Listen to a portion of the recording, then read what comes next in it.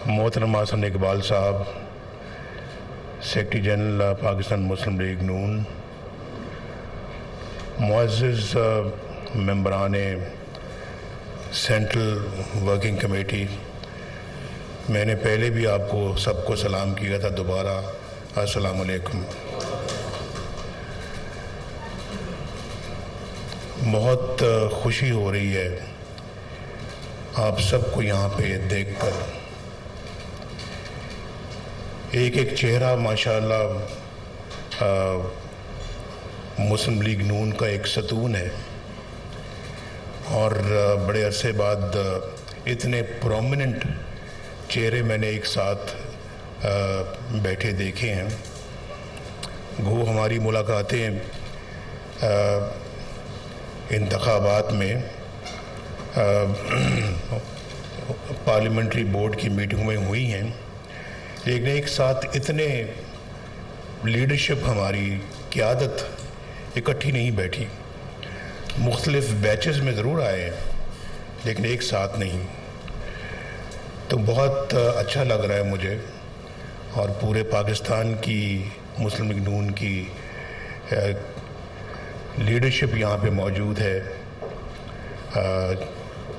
जिसमें चारों सूबे भी हैं, जिसमें इस्लामाबाद भी है, जिसमें गिलगित बल्तिस्तान भी है, जिसमें आज़ाद कश्मीर भी है। तो बहुत अच्छा लग रहा है कि हर सूबे की क़यादत माशाल्लाह यहाँ पे मौजूद है।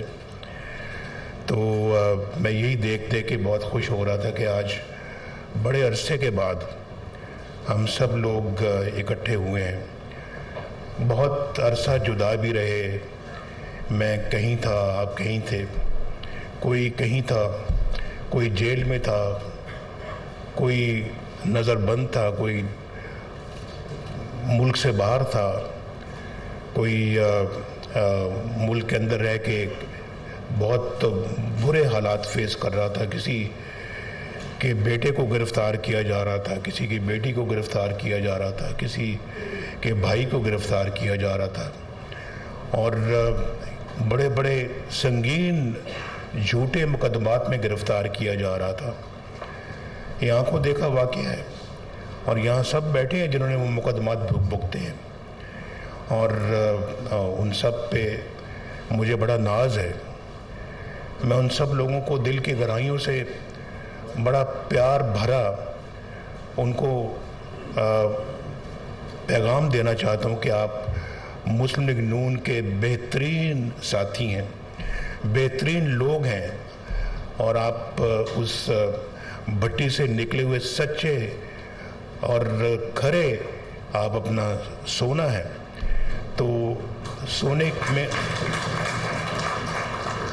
बल्कि सोने में तोलने के लायक हैं कि जिन्होंने कभी भी नहीं छोड़ा। उन्होंने ये सोचा कि हम अपना जो है वो ठीक है, जेलें भुगत रहे हैं, मुकदमे भुगत रहे हैं, ऐसे मुकदमे भी भुगत रहे हैं जिसकी सज़ा खुदा ना खास्ता सज़ाए मौत हो सकती है, लेकिन उन्होंने बड़ी बुर्दबारी के साथ, बहादुरी के साथ और जुर्रत के साथ हालात का मुकाबला किया, और फिर उनके केसेस झूठे साबित हुए, और फिर आज देखें वही जेलों में डाले गए लोग, हमारे भाई, हमारे बेटे बेटियां, हमारे पार्टी के कारकुन, पार्टी के लीडर्स, जो बहुत मुश्किल हालात में वक्त गुजार रहे थे, आज माशाअल्लाह दोबारा असेंबली में आके बैठे हैं।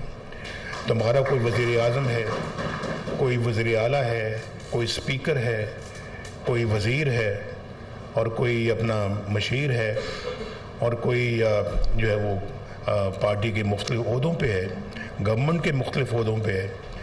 अल्लाह ताला ने बहुत फिर मेहरबानी की और सुरखरू किया आप सबको।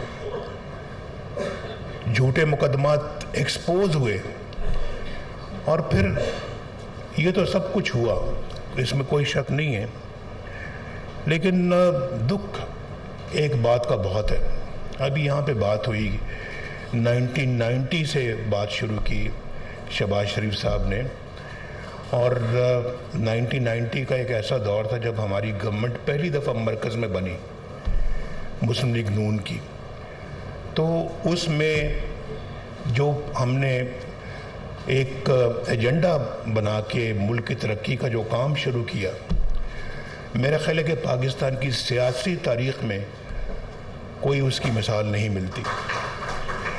اور مجھے یہ بتایا جائے، مجھے ذرا سمجھایا جائے کیا وجہ تھی کہ 1993 میں، مارچ 1993 میں، شاید یا اس سے پہلے ایک آدھ مہینے کا فرق ہوگا، ہماری حکومت کا کیوں تختہ الٹ دیا گیا؟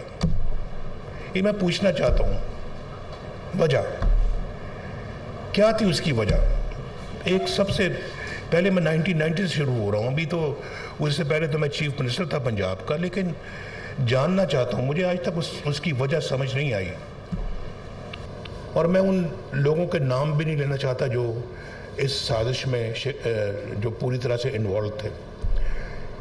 اگر وہ مومنٹم جاری رہتا، آج تک آپ یقین کریں ہم دنیا کے اندر ایک پاور بن چکے ہوتے.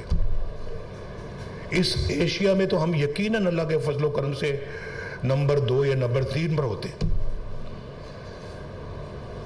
اور دنیا میں بھی ایک مقام حاصل کر چکے ہوتے. میں بالکل وثوق کے ساتھ یہ بات کہہ رہا ہوں.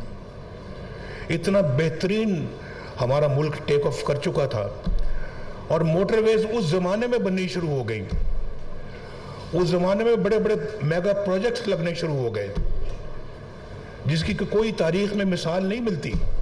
اور اس وقت یہ بھی کہا جاتا تھا، اور بڑے بڑے لوگ کہتے تھے، اور جنہوں نے مجھے نکالا وہ بھی کہتے تھے کہ بھائی یہ موٹر ویز کے اوپر کیوں پیسہ لگا رہا ہے نواز شریف؟ یہ کیا منصوبے، تو پیسہ ضائع کر رہا ہے. آج ان موٹر ویز کی افادیت کا پوری قوم کو علم ہے. سب جانتے ہیں کہ موٹر ویز نے پاکستان کی اکانومی کے اندر کتنا کنٹریبیوٹ کیا ہے. یہ بات بہت، میں ان لوگوں کے نام نہیں لیتا، میں پہلے بھی کہہ چکا ہوں، لیکن یہ بات انہوں نے کی. اکنامک گروتھ ہماری بڑھتی جا رہی تھی، اتنی اکنامک گروتھ تیزی کے ساتھ ہو رہی تھی، اور آپ اس میں سے کئی لوگ وٹنس ہیں. میری کابینہ کے ممبر تھے اس زمانے میں کئی لوگ، اور آپ میں سے بہت سارے لوگ وزیر تھے، مشیر تھے. آپ سب لوگوں کو پتہ ہے اس بات کا. اس کے بعد پھر وہ تلوار پاکستان پہ چلی. پھر اس کے بعد میں اپوزیشن میں آئے، ہم جو مشکلیں کاٹیں دیکھیں وہ آپ سب جانتے ہیں. 1997 میں اللہ نے پھر موقع دیا. پھر ہم نے جو ہے نا وہ اسی سپیڈ کے ساتھ پھر آگے بڑھنا شروع کیا، اور اس میں ایک اور چیز کا اضافہ کیا. ہم نے صرف اپنی معیشت یا اکانومی میں کردار ادا نہیں کیا، صرف ہم نے ڈیفنس میں بھی پورا جو ہے وہ حصہ ڈالا، اور اللہ تعالیٰ کے فضل و کرم سے پاکستان کو ایٹمی قوت بنایا. اور اس کے بعد ہم نے اپنی جو دوسرے ہمارے پروگرام ہیں ہمارے ملک کے اندر، ان کو بھی ہم نے آگے پروان چڑھایا. شہباز صاحب کا بہت بہت شکریہ کہ شہباز صاحب نے بھی ایٹمی قوت، جب ہم بن رہے تھے تو اس وقت پریزیڈنٹ کلنٹن کے ساتھ جو میری گفتگو ہو رہی تھی اس کا حوالہ دیتے ہوئے کہا جی کہ پاکستان کو $5 بلین آفر کیے گئے. یہ صحیح بات ہے. اور اس زمانے کے $5 بلین، آج کے نہیں، اس زمانے کے 1998 کے $5 بلین ایک بہت بڑی رقم ہوتی تھی. تو وہ آفر کیا جی کہ ہم آپ کو یہ دیتے ہیں، آپ ایٹمی دھماکے نہ کریں. تو ہم نے، میرا خیال ہے کہ آپ میں سے کوئی ایک بندہ بھی نہیں ہوگا اس پورے ہال میں، میرے خیال ہے 147 لوگ بیٹھے ہوئے ہیں، تو ان میں سے میرا خیال ہے کہ 147 کے 147 یہ کہیں گے کہ ہم نے وہ $5 بلین نہ وصول کر کے ہم نے اور ایٹمی دھماکے کر کے صحیح فیصلے کا ثبوت دیا.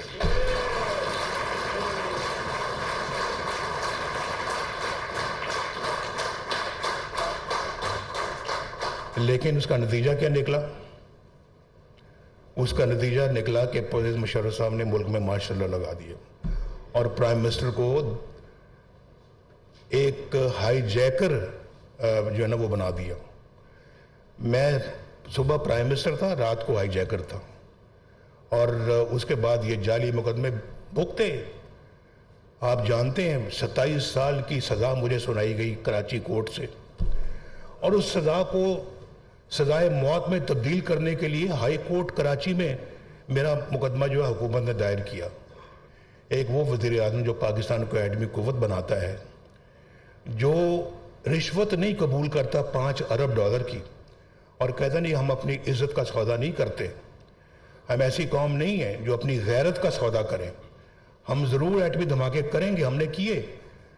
تو اس پرائم منسٹر کو جیلوں میں ڈالا گیا, اس پرائم منسٹر کو سزائے موت دینے کی کوشش کی گئی, اس پرائم منسٹر کو کچھ اور بھی بنا تو 7 سال کے لیے ملک بدر کر دیا.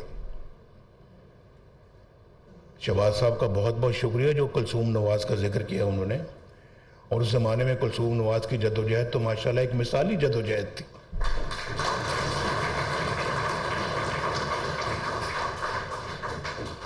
اللہ تعالیٰ ان کو اپنے جوار رحمت میں جگہ عطا فرمائے.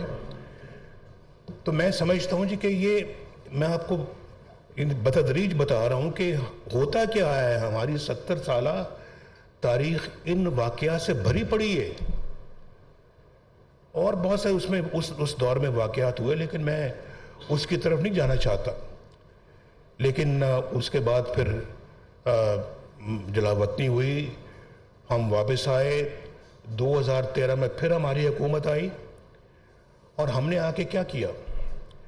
2013 میں آ کر سب سے پہلے حکومت سنبھالنے کے بعد نواز شریف کہاں جاتا ہے؟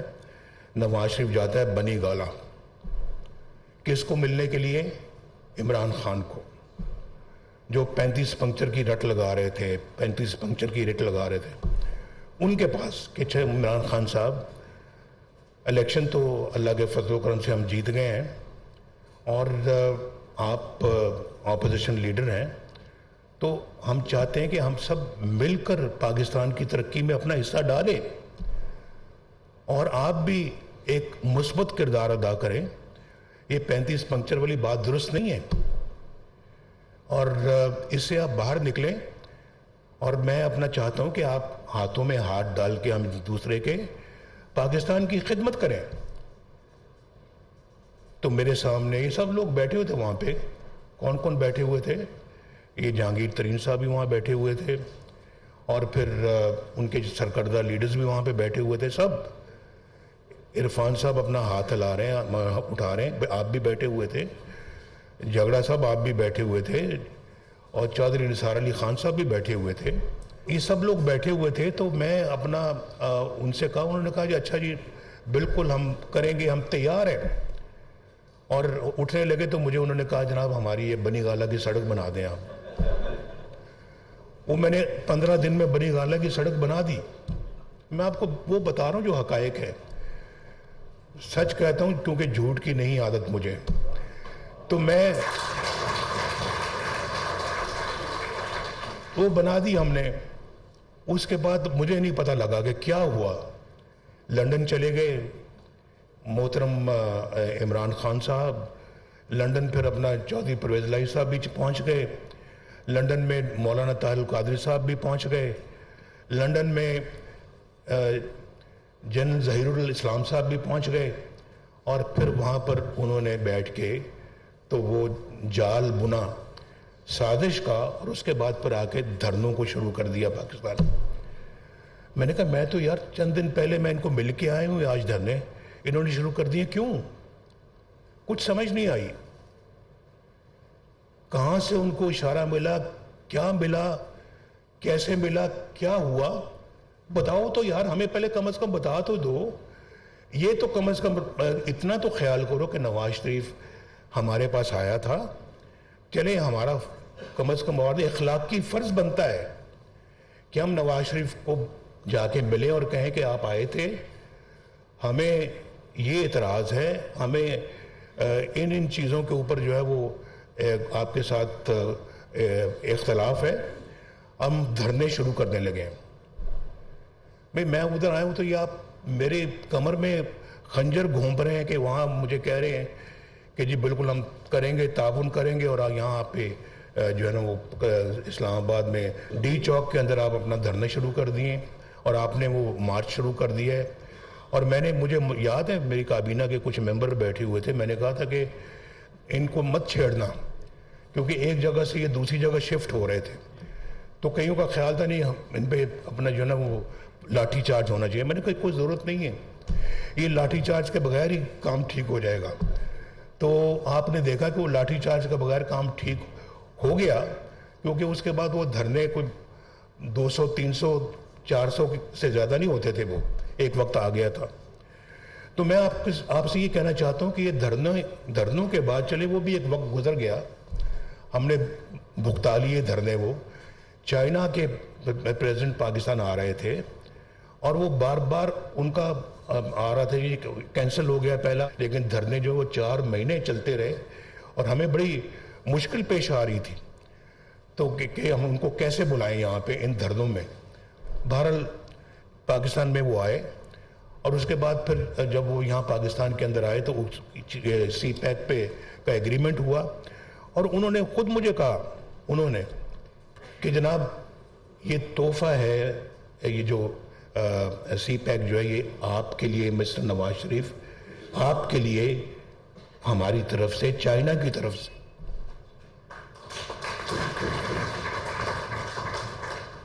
ہم تو چاہتے تھے کہ چائنا کے ساتھ ہمارے تعلقات اور مضبوط ہوں,